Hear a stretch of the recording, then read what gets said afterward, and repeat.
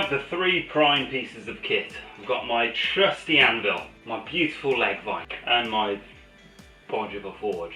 These two items I recommend spending a lot of money on to get something decent, because these things are going to last you forever and they'll always retain their value, especially if you buy an antique one. Whatever you buy one for, chances are you'll sell it for exactly the same price, if not more, as inflation goes up.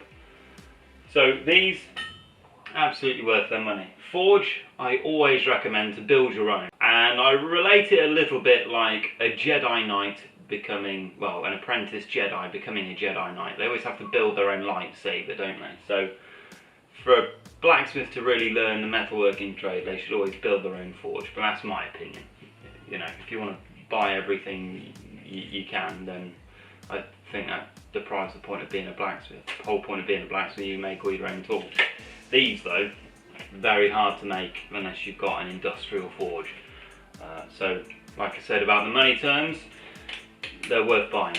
So the vice, if you've seen a previous episode of forging in my garden, you'll notice that I made this jig. Now, I can chop that jig off, and I actually cut this pipe to be the exact right height for the vice. So the vice will go straight on top of this, is a stand, and then I'll bolt that into the ground. The forge just needs an extraction system. So I've got a good idea how I'm going to do that. That's going to be really cost effective. And now it's for my anvil. Now what I want to do is to make this anvil movable on its own. So I've got a special mechanism that I'm going to use for doing that. But first I've got to build the stand and then fit all the parts onto the stand. But I want it to shift from being over here to here when I need it, because this is a very small workshop. Tiny, in fact. But we're going to make it work. So let's crack on.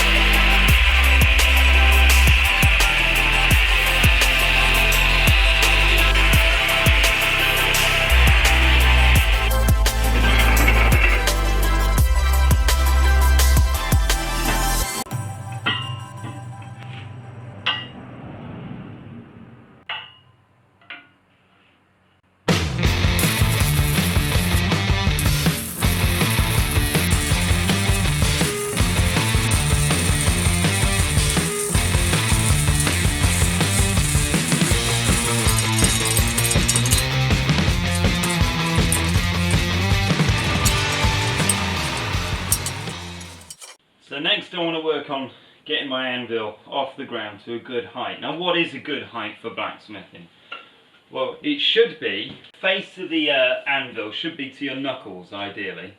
So when you're forging, depending on how you guys prefer to forge, but I stand with one leg apart like this, kind of like a 45 degree to the anvil. I hold the tongs in my left hand, and it enables my tongs to come past my hip like this, and also for me to rest it on my hip. And so when it comes to your knuckles, it's like the optimum for the best impact from the hammer and for your back to remain healthy and straight. So I'll come up like this, hopefully not hitting the roof, down, down, and so there is the right place, and that is generally to the height of your knuckles. So I'm going to measure that now. So let's talk about what I'm going to make this stand out of. Now, the obvious thing for me is to make it out of steel, and I've got some heavy walled box section here. But I'm going to tell you why I prefer it to make it out of something really hefty rather than making it out of wood. Now the reason being, wood, I have found, absorbs a lot of the energy of the impact of the hammer. Now the idea of having a nice big anvil, kind of as big as you can get it, especially with something with a super hardened face onto it, so not just a piece of mild steel, but something that is both hard and has a lot of mass, is that it's more energy efficient when forging. So every time I hit the anvil with a hammer, whatever impact penetrates the steel and goes into the anvil, that energy is then reflected back, and therefore it's easier for me to lift the hammer back. Doing a repetitional hammer blows, every time I hit, I want the energy to go into the material, but whatever's left to be returned back to the hammer.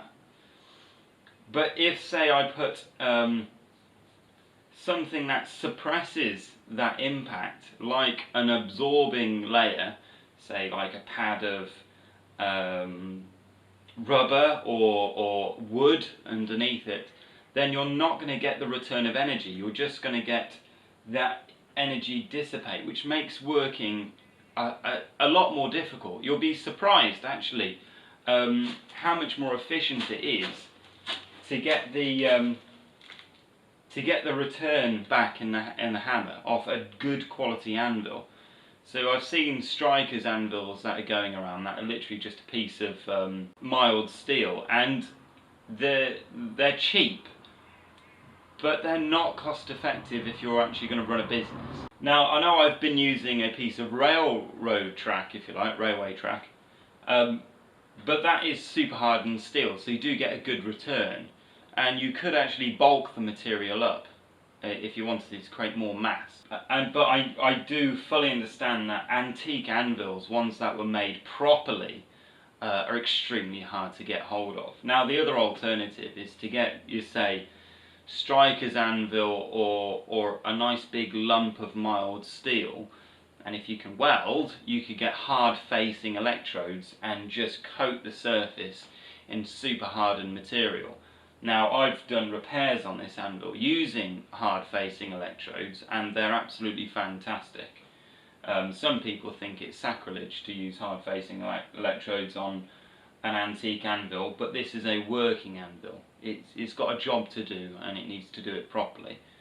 But an antique anvil, like I said earlier, will always retain its value. It will always be worth something, and if you buy it at the right price, you'll never lose any money on it.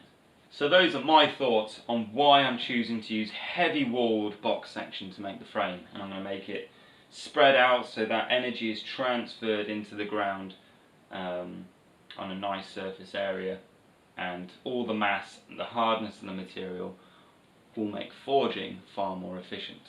If you guys have any other knowledge or anything else to say into that, then do go for it. But for me, I try to debunk trends, if you see what I mean. I try to ask why do it this way when logically this way works. I'm not always right, and people have corrected me before on things, but I do think it's a trend that people go for these wooden anvil stands.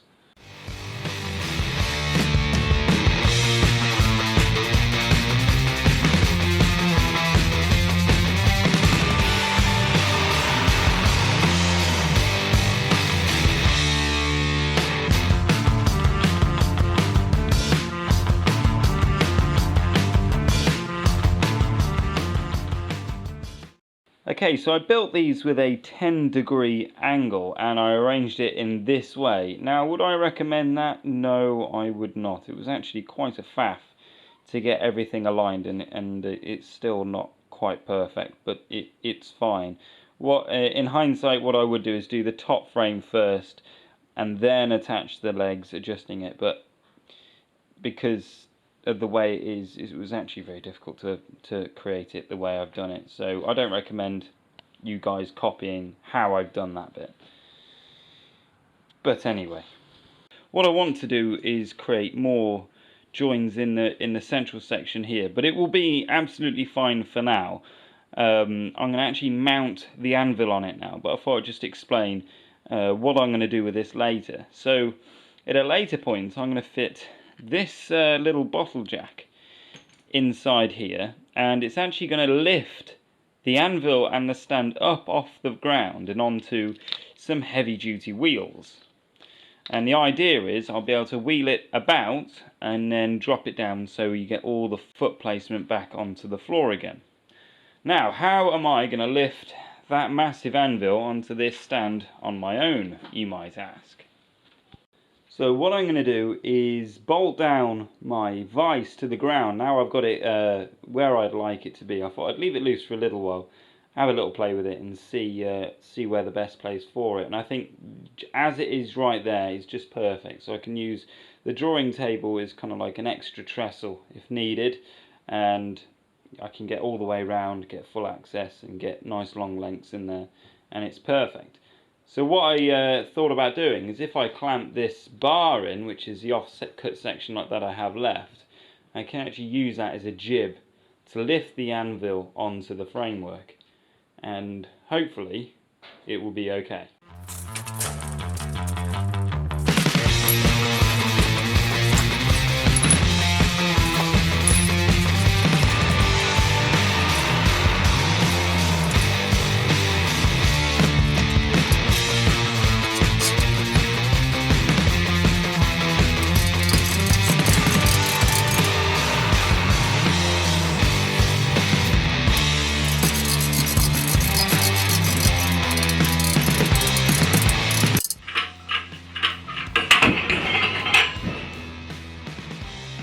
I'm alright!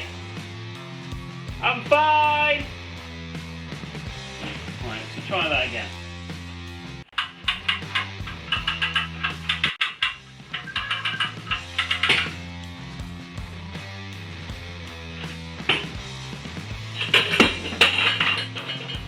I think it's safe to say that this is dangerous.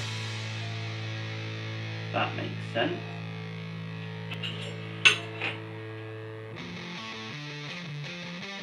I really like that clamp.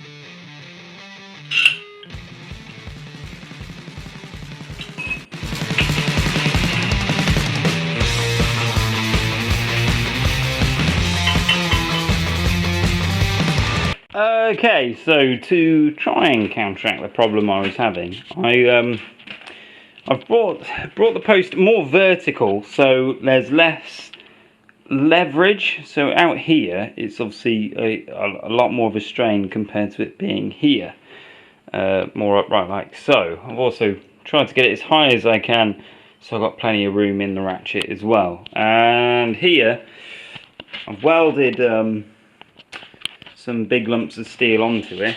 I certainly trust my welding more than those silly little clamps. But I don't know if you can see what's happening here. But as the force is pulled down that way, it's obviously it can't go past here because of the block in the way, and it can't lever up the other end because that's there. So you've got this kind of, I don't know what you'd call it, that going on. So hopefully this will work now.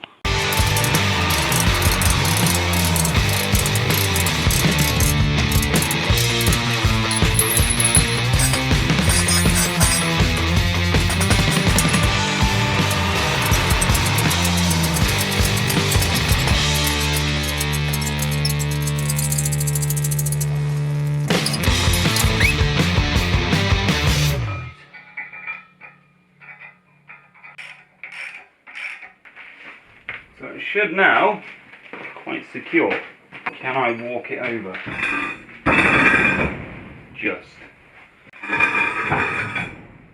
For now I'll put it in the middle and then we'll get this forge going. So, what have I got to do here? Well, I've got to put in extraction. Now, this workshop is really short, so it's actually going to be quite expensive for me to put in a flue system to get a really long chimney that's going to create enough draw for the fire. Now, the fuel I'm going to be using is coke. And as explained in my previous videos of why side blast forges are the best, I talk a little bit about coke and its properties and why we use it for forging. And it's an excellent insulator, so the core of the fire remains really hot and it's incredibly efficient. That heat is gone into the core and it's not out in the atmosphere.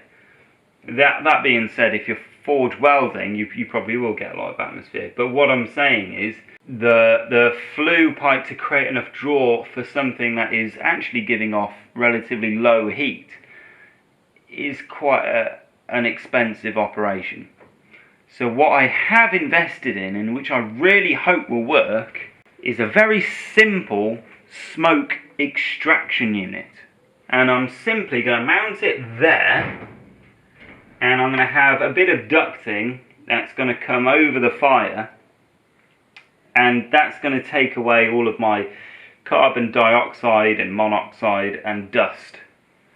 And that's it really. But because there isn't going to be huge amounts of heat coming off the coke forge, I think it will work better. And this was only like less than 20 quid off Amazon.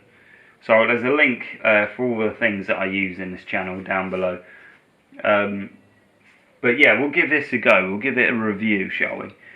It concerned me it being close to the fire as well also. But do remember, it's a low heat fire because it's coke.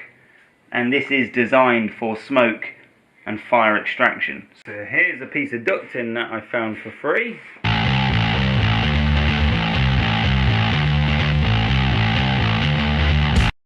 Okay, so I've just mounted it, and I've threaded the wire through the back there, and we'll plug it in and give it a test. Yeah, that's going to work fine, I think. And it's quiet as well. I mean, can you hear that? I can barely hear that. Now, I brought one of these a while ago to cut some copper sheeting, and what this is called, it's called a nibbler. This particular one goes on the end of a drill. And as the name suggests, it basically nibbles away the material, and you can cut some nice shapes out of it. So I'll do a demonstration.